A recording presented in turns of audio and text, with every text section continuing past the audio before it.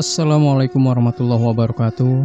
Sahabat sejuta kisah, di sini kami terus menantikan cerita pengalaman mistis kiriman dari Anda. Silahkan yang belum kirim, segera kirim via email yang sudah kami cantumkan di deskripsi maupun lewat WA admin.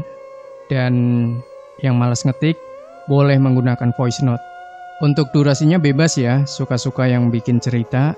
Dan untuk kali ini, kami sudah menyiapkan sebuah cerita misteri yang berjudul Penampakan Ikan Jadi-Jadian Penunggu Danau Angker.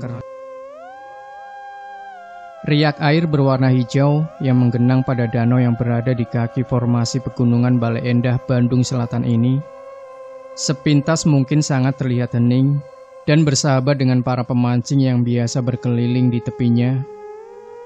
Karena ketenangannya, terkadang beberapa orang pun malah ada yang sengaja berenang-renang ria. Namun siapa mengira, di balik semua ketenangan yang sanggup disaksikan mata telanjang itu, di lokasi ini pun tersebar isu yang sanggup mendirikan bulu kuduk. Konon, danau ini sebenarnya sanggup dikatakan tempat yang cukup angker.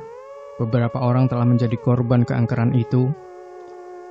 Berdasar penelusuran yang dilakukan beberapa kali ke lokasi ini, didapatkan warta bahwa sedikitnya telah 9 orang yang nyawanya melayang akhir ditelan keganasan danau ini.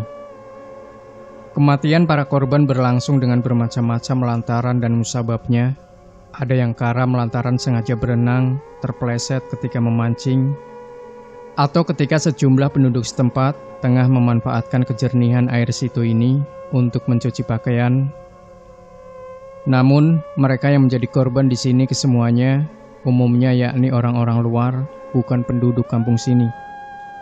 Atau penduduk pendatang yang baru beberapa tahun pindah ke desa Sirit.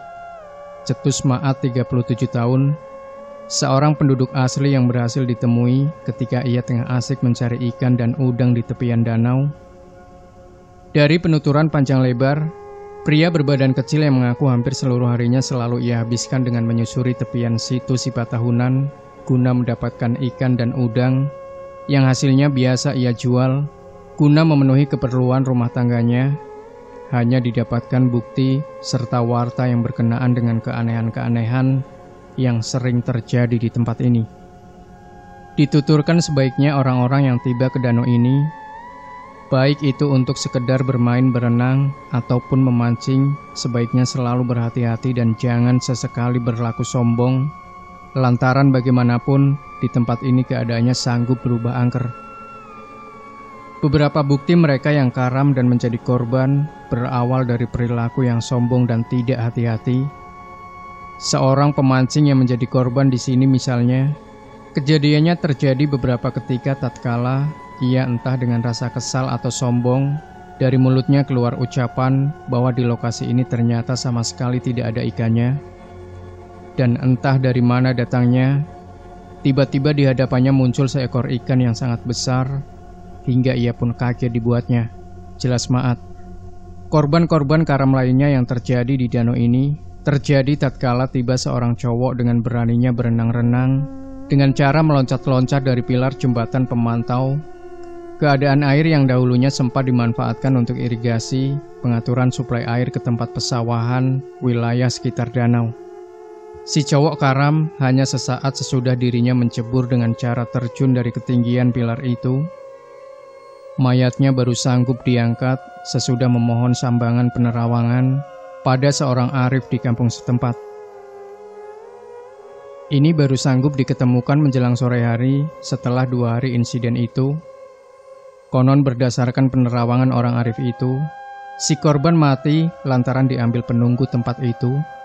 Beberapa tahun sebelumnya, di lokasi situ Sipatahunan yang keadaannya tidak begitu luas ini, sempat tercatat pula adanya sebuah insiden yang cukup heboh. Beberapa orang siswa yang tengah melaksanakan perkemahan di sekitar tempat dekat situ ini, tiba-tiba ada yang mengalami kecelakaan ketika mandi dan bermain-main.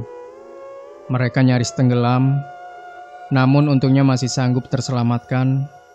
Dan 6 orang yang mengalami kecelakaan sehingga kesannya perlu mendapatkan perawatan serius itu 4 orang diantaranya ada yang mau menuruti saran-saran sesepuh di sana untuk menjalani pengobatan cara kampung setempat, sehingga nyawanya pun masih sanggup terselamatkan.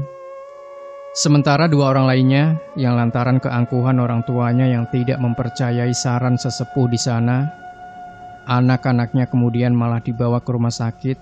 Namun kesannya sang dokter pun tidak sanggup menyelamatkan mereka. Dari semua korban karam yang terjadi di sini, ada ketaknormalan yang khusus bahwa keadaan tubuh-tubuh korban yang berhasil ditemukan umumnya tidak didapatkan adanya bekas-bekas dari perubahan pada tubuh, bahwa ia telah tenggelam, ibarat tubuhnya yang membengkak dan sebagainya. Keadaan tubuhnya biasa-biasa saja. Tanda semangat seraya lebih panjang lebar lagi ia bercerita bahwa di situ sudah lama diketahui warga setempat adanya 3 ekor ikan besar yang dipercaya sebagai penunggu mistik danau. Ketiga ekor ikan itu panjangnya mencapai 20 meteran. Beberapa kali wujud ikan itu pernah disaksikan oleh Maat. Mereka ada yang berwarna merah, hijau, dan putih ibarat kamper. Tandasnya meyakinkan. Masih berdasarkan Maat yang setiap harinya terkadang sanggup mendapatkan 3 kg udang dari tempat ini.